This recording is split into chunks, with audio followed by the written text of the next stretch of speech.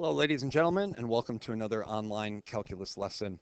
Today we'll be continuing our discussion of vectors from the previous lesson, specifically talking about the term magnitude of vectors and also how we can create vectors given a pair of points or ordered pairs. We'll know we're successful when we can interpret and solve problems involving vectors and these associated terms.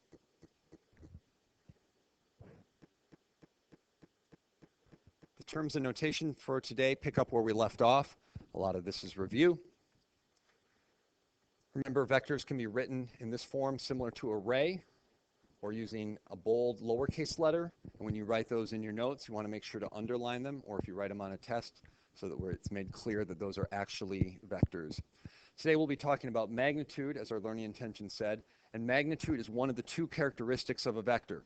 A vector has a directional vector, and it also has a length characteristic, and that length is its magnitude, or distance is another word that could be used for that. If we want to find magnitude, we put the absolute value symbols around them. We don't call them absolute values, but much like parentheses, which can be used for a lot of things like multiplication or grouping or function notation, it all comes down to context. So if we're talking about vectors and you see the two lines on either side that look like absolute values, we're actually talking about magnitude or length. The formula that we're going to use in order to find the magnitude or length of a vector is given right here. And it's just two numbers for a two-dimensional vector. You've got your x component and you've got your y component. You square each of those, add them together, and find the square root of that sum. Remember, you can see your x component on the top and your y component on the bottom when it's written in component form that we went over last time. Or if it's in unit vector form, the x component will be in front of the I, and the y component will be in front of the j. We'll also be talking about a general unit vector. We talked about specific ones, I and j, I which goes 1 unit in the x direction, and the j which goes 1 unit in the positive y direction. But you can have unit vectors that go in other directions as well, and they all have a length of 1 unit. So any vector with a length of 1 unit or a magnitude equaling 1 is a unit vector. Please call 46110, please. This is Leron, 46110.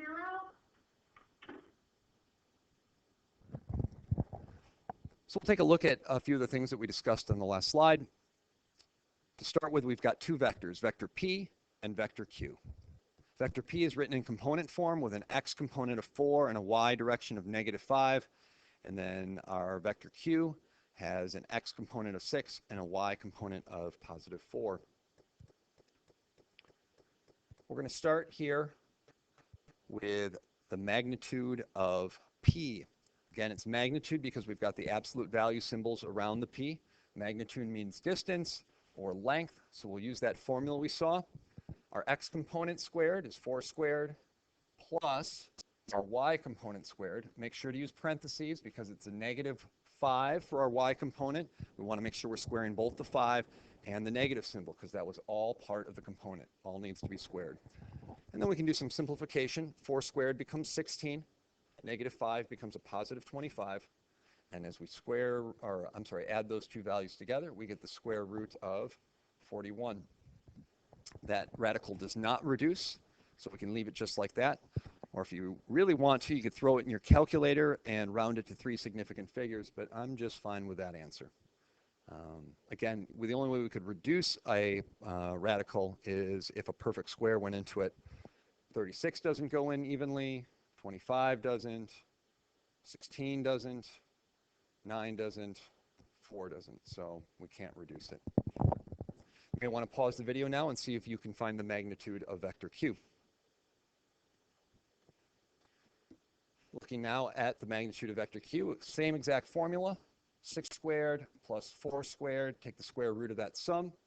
We end up with the square root of 36 plus 16, which becomes the square root of 52. Now in this case, there is a perfect square that goes into it, and that is 4. You can rewrite 52 as the product of 4, a perfect square, times 13. And we know that the square root of 4 is 2, so that can come out and it becomes 2, but the 13 has to stay inside. So becomes 2 square roots 13. Again, you could throw that in your calculator and round to 3 significant figures. Of course, I would accept either of these answers. This is correct, but on multiple choice tests or in the back of the book, we need to know if our answer is correct and be able to convert from one form to another.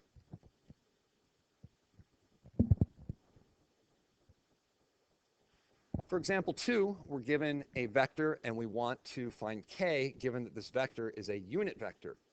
Again, a unit vector is a vector whose magnitude equals 1. So to start with, I'm going to write an equation set equal to 1. I'm going to use my magnitude formula. My x component is 1/4. I need to square that.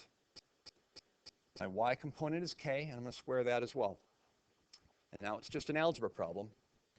You could do a couple things, possibly simplifying what's inside the radical, but I'm going to start with squaring both sides. As I square 1, that stays the same. And as I square the left side, the square and the square root cancel out, leaving 1/4 squared. Again, notice I'm using parentheses to show that I'll square both the top and the bottom of the fraction. Now I might as well get rid of those radicals, those exponents over here on the left side. So I've got 1/4 squared. 1 times 1 is 1. 4 times 4 is 16, plus k squared equals 1. To get the variable alone, I'm going to subtract 1/16 from both sides, and I will be left with k squared by itself then, and 1 minus 1/16. So k squared is equal to 5/16. To get rid of the square, I need to square root. So I square root both sides. Whenever you write a square root symbol, remember there's 2 possible answers. And so the square and the square root cancel out, leaving k. But my 2 possible answers will be both positive and negative square root of 15 over 16. Square root of 15 does not reduce, but the square root of 16 I know is 4. So it's positive or negative square root of 15 over 4. Sometimes the problem will say k is a positive value, so you can eliminate one of them, or maybe it's a negative value and you can eliminate one that way as well. But for this case, we have 2 possible answers. A few more terms and notation for you. The second part of our learning intentions were to be able to create a vector when given 2 points. So we've got 2 points here. We've got point A. It's, again, got an x coordinate and a y coordinate. And we've got B with its x coordinate and its y coordinate. Those coordinates might not be the same. That's why they have different subscripts of A and B, but they both have an x and a y value. Whenever you want to create a vector from 2 points, you want to keep in mind that you are going to do 2 words: subtract backwards. Now, what does that mean? That means that if I have a vector that is going from point A to point B, work your way backwards. Where we finished up was B, so take your x component from B and then subtract backwards the x component from A. Take your y component of point B and then subtract backwards. Go back to where we started, the y component of A. Same thing if we're going from B to A. This time we started at B, we ended up at A, so work backwards. Start with your A values that we've got here, your x and your y. They go on top of each other, and then subtract the B components, the x and the y. And that will give you a vector. The distance between points A and B is another way of saying magnitude. So anytime you're trying to find the distance between 2 points, you could create a vector and find its magnitude, and probably vice versa.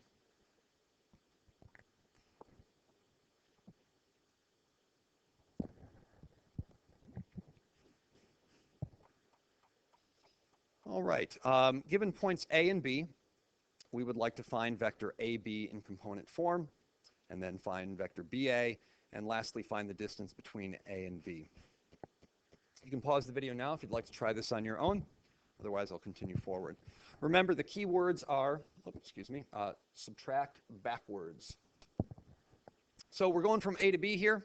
So I'm going to create a vector that starts with the B components, has an x component of -2, a y component of 6, and then I'm going to subtract backwards to the A values, again, which had an x component of 3, and subtracting the y component of 5.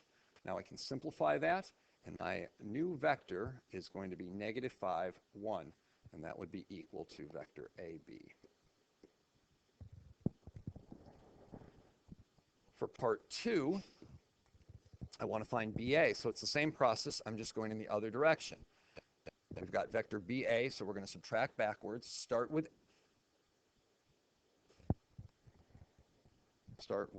A. I'm sorry, lost my train of thought there for a second. So start with A. We've got 3 and then 5, and I'm going to subtract to -2 and the 6. So 3 minus -2, that becomes a positive. So we've got 5 here and then -1 going in the opposite direction. Last but not least, we want to find the distance. Well, the distance from A to B is the same as the distance from B to A. So really, we could use either of these vectors, but we may as well use the one that truly goes from B to A, which we found in part 2. And so I'm going to use my magnitude formula.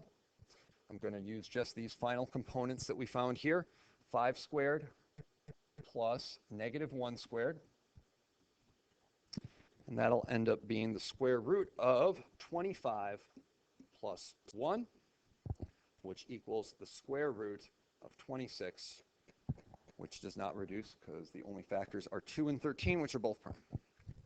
So that's the distance. Again, if you want to throw that in the calculator, round to 3 significant figures, that's fine as well.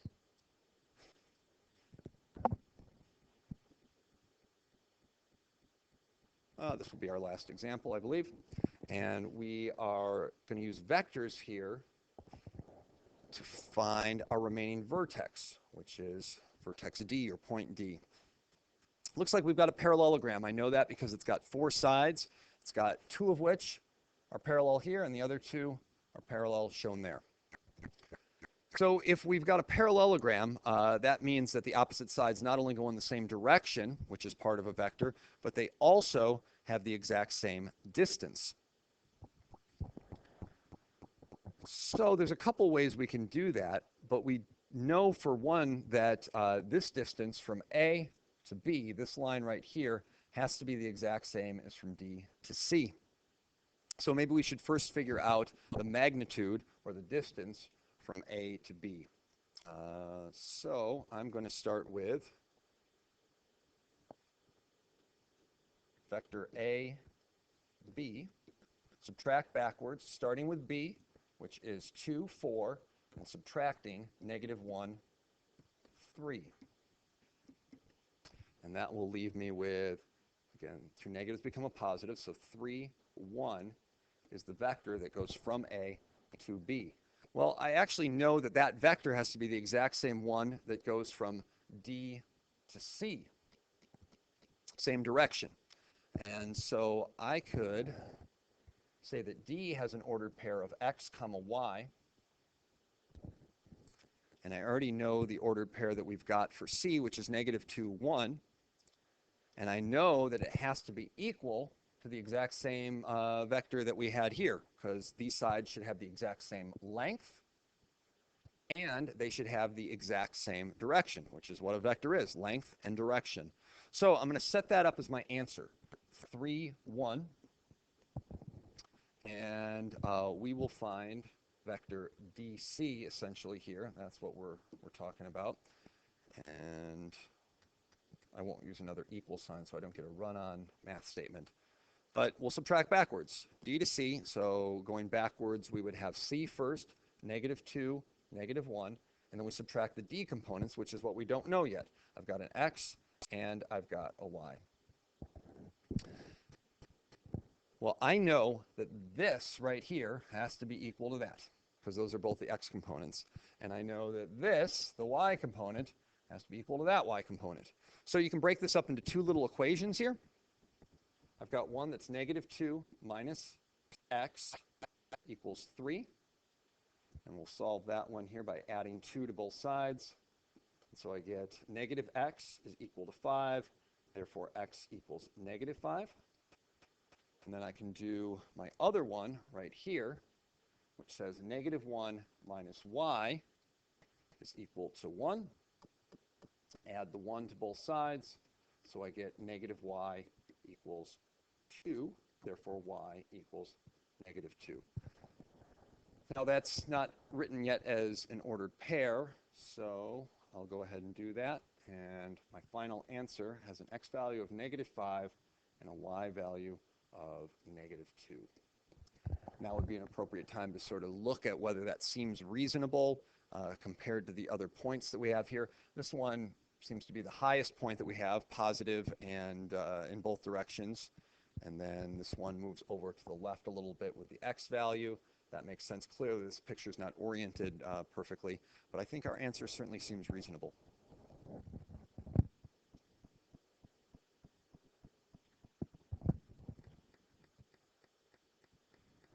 To finish with, I've got a number of problems for us to look at on page 289 and 295. I highly recommend taking a look at these problems. Bring your books to class, and with any extra time, we can hopefully work through any remainders that you don't get to. Good luck, and bring questions to class.